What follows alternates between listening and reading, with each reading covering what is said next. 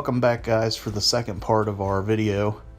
Now that everything's glued up, we want to make our contour lines for where we want to have some different topography on our layout.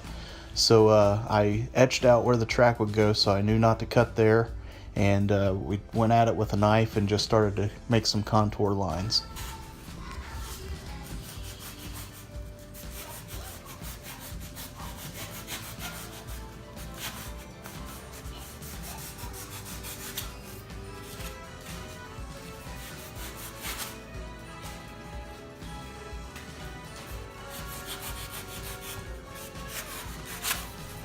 Now, in my mind, for the desert right-of-way, I had kind of a high bank right-of-way with Amtrak in my mind, and I came across this picture, and this was exactly what I had in mind for kind of that contoured right-of-way with the ditch. So that's what we cut as our main focus with kind of the code line poles, and we'll do that in the next video. But we wanted to cut, or you want to do this all before you get painted, so we cut some other contour lines around the edge of the board. So now, after getting this all contoured out the way we want it, we're just going to hit it with a base coat.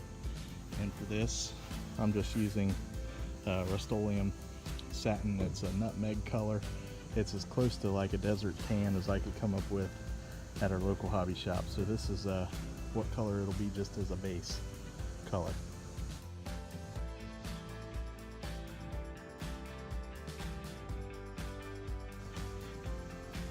So when you apply your paint as your base coat, there's really no wrong way to do it.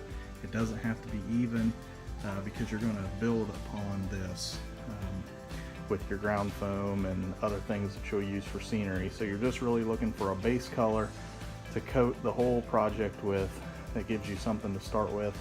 But again, just use your discretion and do what feels right to you. When it comes to painting and contouring lines, I like to think of Bob Ross. We don't make mistakes, we just have happy little accidents.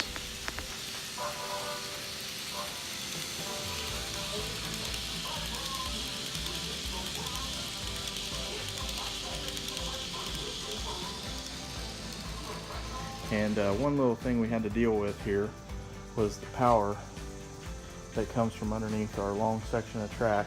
And all I did was cut out a little section here, and I cut that down and fed our lead wire in there, and this will just glue back in with a little bit of white glue, and it'll be virtually unnoticeable.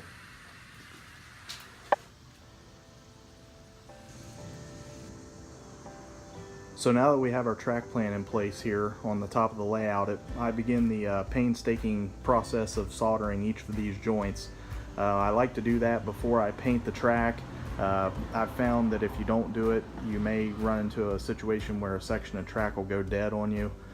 So I like to make sure we get a solder on each one of those joints before we paint, and then we'll move on from there.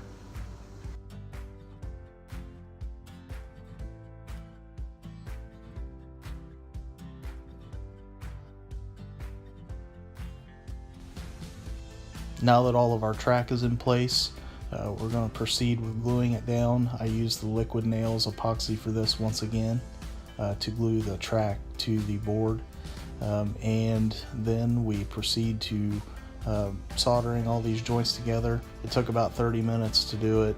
I'm not the best in the world, but I try. I applaud you if you're good at this stage. I like to go around the track after I'm done soldering and use just a blade to make sure that the solder does not exceed the height of the rail. That'll cause you issues. Now that the track's glued down, we move on to paint.